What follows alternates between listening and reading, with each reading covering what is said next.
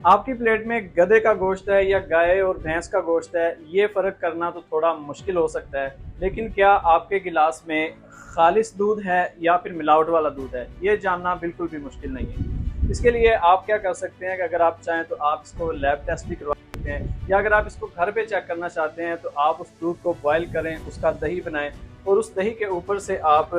मलाई उतारते रहें और तकरीबन 1 हफ्ते तक इस मलाई को जमा करें, जैसा कि हमने ये किया हुआ है। और इस मलाई के साथ आप उसका घी बना के देखें या मक्खन बना के देखें। अगर ये तमाम चीज़ें बनती हैं, हासिल होती हैं, तो ये दूध बिल्कुल खालिस दूध है।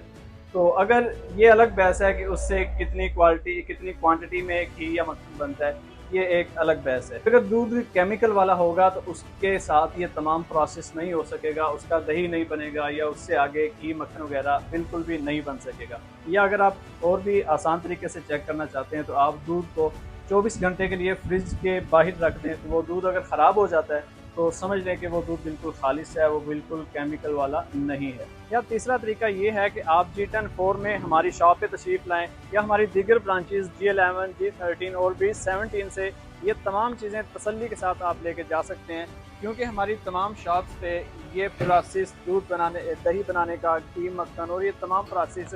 रोज़ाना की बुनियाद पर किया जाता है।